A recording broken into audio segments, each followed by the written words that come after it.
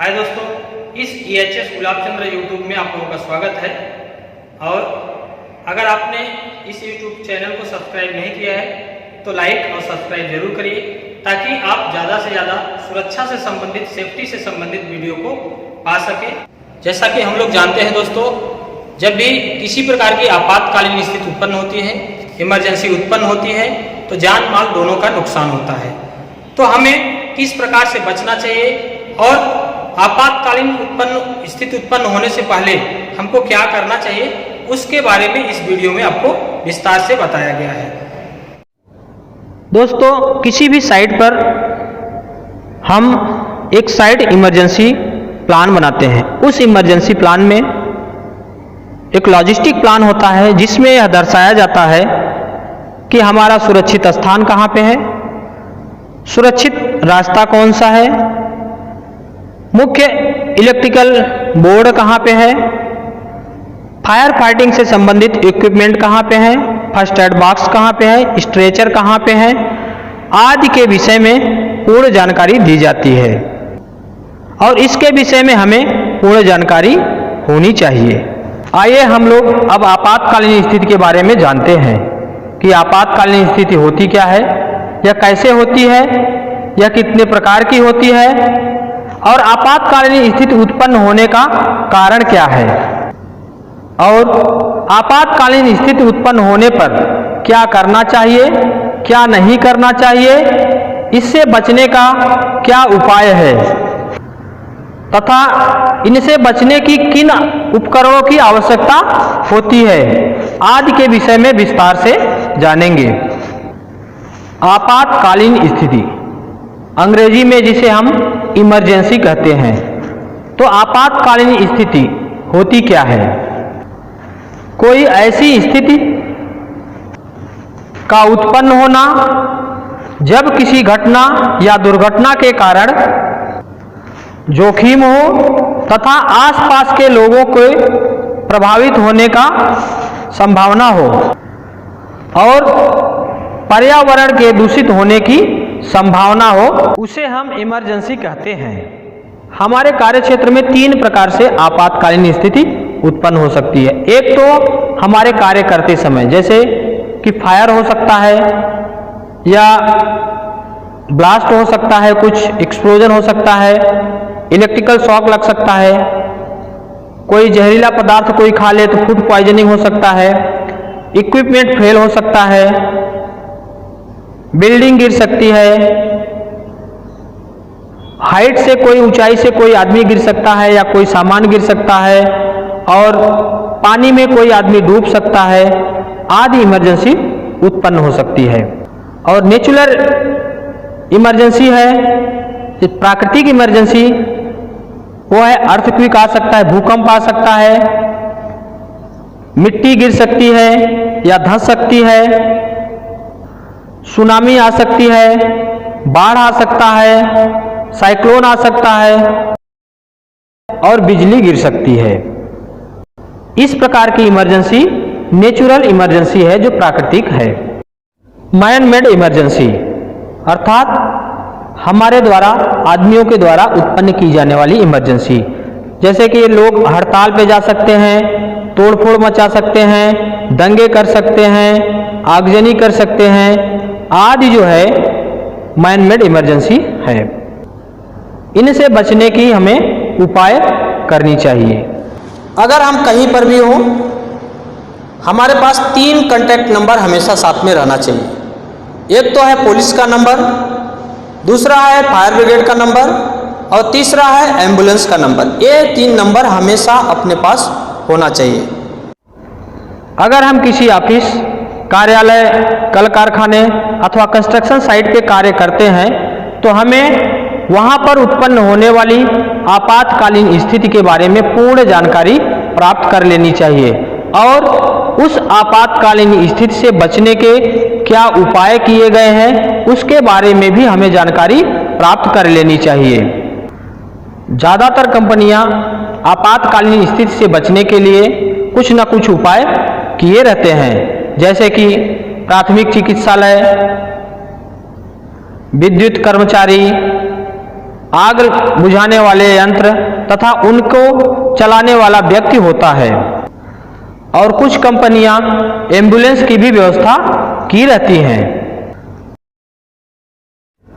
अगर हम किसी कंस्ट्रक्शन साइट पे कार्य करते हैं तो हमें यह पता होना चाहिए कि वहां पर आपातकालीन स्थिति से बचने के लिए एक टीम बनाई जाती है, जिसे हम इमरजेंसी टीम के नाम से जानते हैं।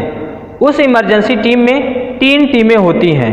फर्स्ट एड टीम होती है, फायर फाइटिंग टीम होती है और रेस्क्यू टीम होती है।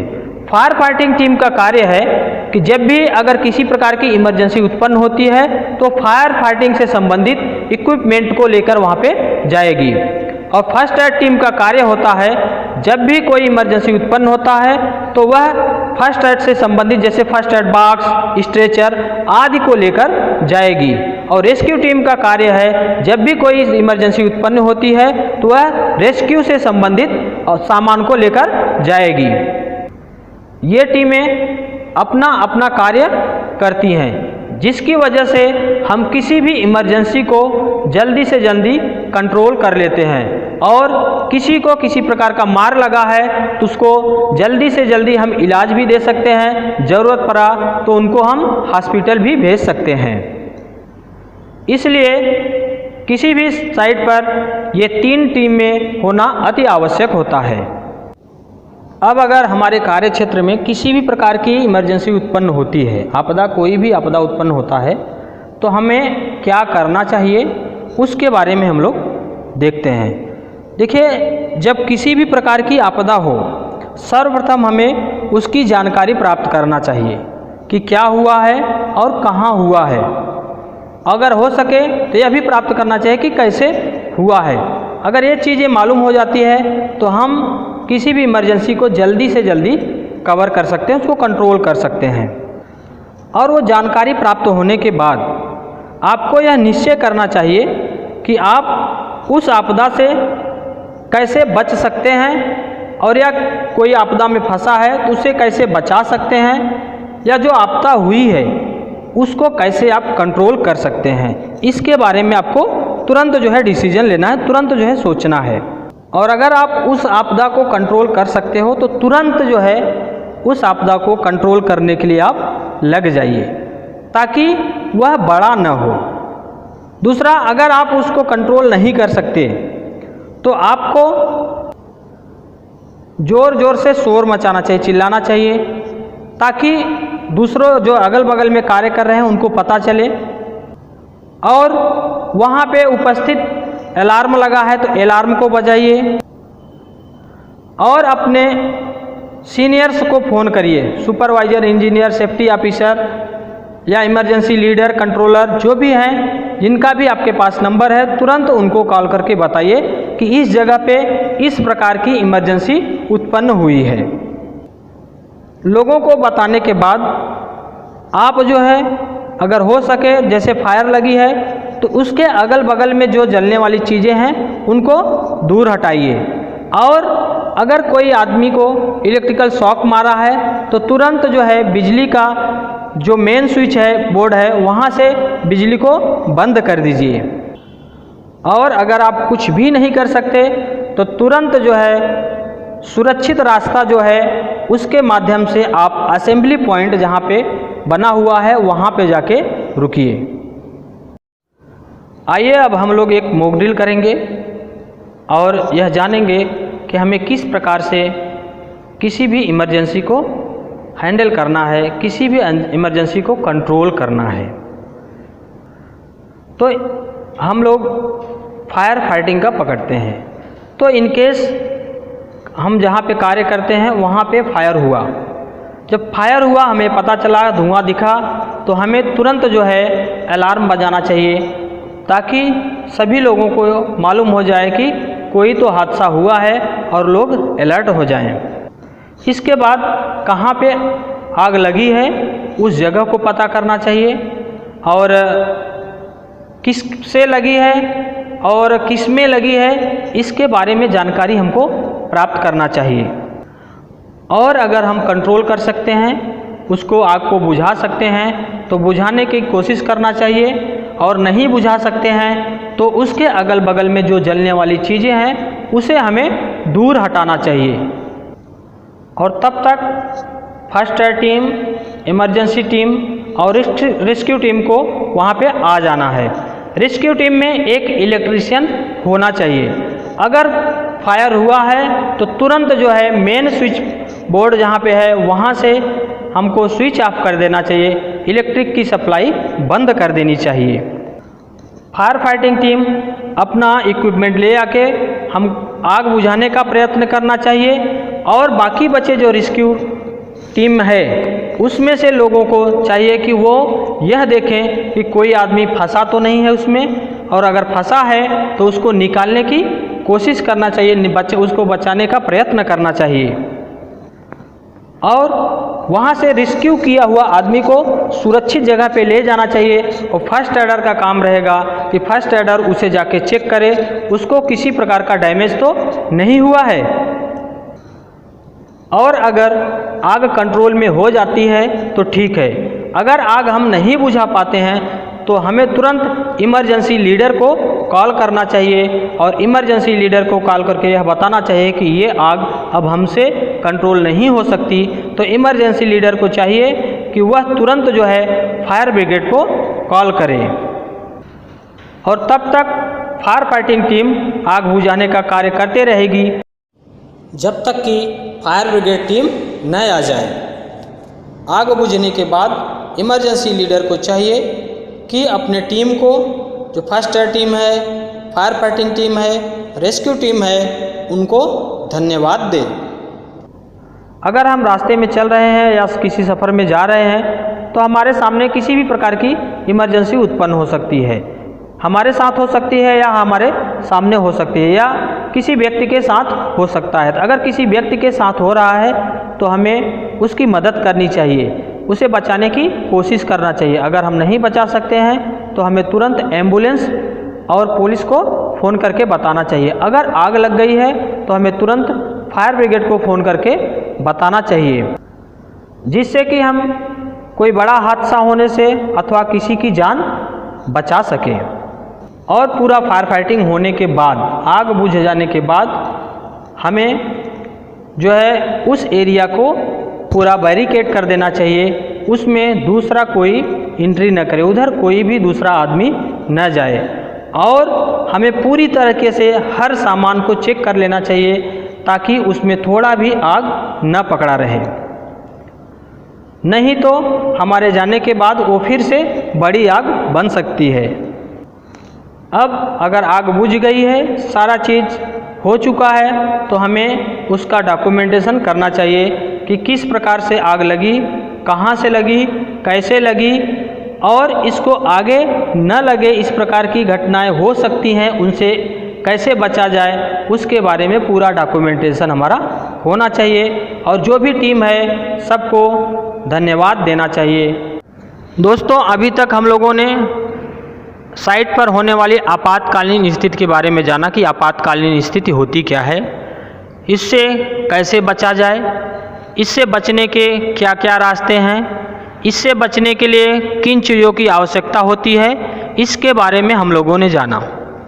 अब हम लोग जानेंगे रिस्पांसिबिलिटी के बारे में कि साइट पर जो है किसकी क्या रिस्पांसिबिलिटी होती है अगर कोई आपातकालीन स्थिति उत्पन्न होती है तो, और उत्पन्न होने से पहले क्या व्यवस्था करना चाहिए उस व्यक्ति को, उसके बारे में हम लोग जानेंगे। दोस्तों, किसी भी कार्यालय, कल कारखाने या कंस्ट्रक्शन साइट पे जो लोग कार्य करते हैं उनकी कुछ न कुछ पदवियां होती हैं और पदवी के अनुसार उनकी कुछ न कुछ जिम्मेदारियां होती हैं। तो आज हम लोग आपातकालीन स्थिति को लेकर किसकी क्या जिम्मेदारी होती है उसके बारे में जानकारी प्राप्त करेंगे। जैसे कि कंस्ट्रक्शन साइट पे प्रोजेक्ट डायरेक्टर होते हैं, साइट इंचार्ज होते हैं, इंजीनियर होते हैं, सुपरवाइजर होते हैं और वर्कर होते हैं। उनकी क्या जिम्मेदारी होती है उसके बारे में जानेंगे। प्रोजेक्ट डायरेक्टर की जिम्मेदारी होती है सभी स्थिति को नियंत्रित और निर्देशित करें, जिन सामानों की ज़रूरत हो उसको पूरा करें और इंसिडेंट को कंट्रोल करने वाले व्यक्ति को दिशा निर्देश दें, घटना के बारे में शीर्ष प्रबंधन को सूचित करें। सभी कार्य पर उपस्थित व्यक्तियों के बारे में जानकारी प्राप्त करें। पीड़ितों के अस्पताल पहुंचाने की व्यवस्था करें। दुर्घटना के विषय में जांच की व्यवस्था करें। साइट इंचार्ज की जिम्मेदारी होती है आपातकालीन की सीमा और प्रकार का आकलन करें और नियंत्रण केंद्र की स्थापना करें। रेस्क्यू टीम को सूचित और निर्देशित करें। आपातकालीन स्थिति के बारे में प्रबंधन को अवगत कराएं। कर्मियों की सुरक्षा सुनिश्चित करें और जरूरत पड़ने पर बचाव अभिक्रिया में भाग लें तथा उसके लिए व्यवस्था प्रदान करें। अगर कोई पीड़ित है तो उसे चिकित्सक केंद्र तक पहुंचाने की व्यवस्था करें। सुरक्षा अधिकारियों की मदद से घटना को नियंत्रित करें। जांच के लिए सभी सबूत सुनिश्चित करें। इंजीनियर और सुपरवाइजर की जिम्मेदारी होती है घटना के विषय में पीडी और साइट इंचार्ज को सूचित करें। जो साइट इंचार्ज हैं उनके परामर्श से घटनाओं को कम करने के लिए व्यवस्था करें। आग बुझाने वाले यंत्रों के विषय में सुनिश्चित करें। कार्य क्षेत्र में सुरक्षित रास्ता का प्रबंध करें। सुरक्षित रास्ते पर उचित प्रकाश का भी प्रबंध करें। सेफ्टी ऑफिसर की जिम्मेदारी होती है आपात स्थिति के लिए उचित तैयारियां करें। सुरक्षा उपकरणों की पर्याप्त आपूर्ति सुनिश्चित करें। घायल व्यक्ति को उचित चिकित्सा का प्रबंध करें। घायल व्यक्ति को अस्पताल तक ले जाने के लिए व्यवस्था करें तथा वाहन की उपलब्धता सुनिश्चित करें। वहाँ पे कार्यरत कर्मचारी जैसे कि लेबर की भी कुछ जिम्मेदारी होती है। अगर किसी भी प्रकार की इमरजेंसी उत्पन्न होती है तो तुरंत अपने सीनियर को सूचित करें। सुरक्षा से संबंधित सभी उपकरणों के बारे में जानकारी प्राप्त करें। सुरक्षित रास्ता तथा सुरक्षित स्थान के बारे में जानकारी प्राप्त करें। सुरक्षित रास्ता को हर समय साफ रखें। सुरक्षित रास्ते में किसी प्रकार का सामान न रखें। इस प्रकार से सभी की आपातकालीन स्थिति को लेकर अपनी अपनी कुछ जिम्मेदारी होती है। अगर सभी अपनी जिम्मेदारियां सही तरीके से निभाएंगे तो हम हर प्रकार की आपातकालीन स्थिति से आसानी से बच सकते हैं। दोस्तों, आप लोगों के लिए एक श्लोक है। आपात अवस्था आने पर तैयार हमें अब रहना है। झटपट लेकर टीम को अपने समस्याओं से लड़ना है। झटपट लेकर टीम को अपने समस्याओं से लड़ना है। तो हमें अपने कार्य क्षेत्र में हर समय तैयार रहना चाहिए और अपने टीम के साथ हमेशा कुछ न कुछ इस तरीके का करते रहना चाहिए जिससे कि कोई भी किसी भी प्रकार की आपात स्थिति उत्पन्न हो उसका आसानी से सामना किया जा सके। धन्यवाद।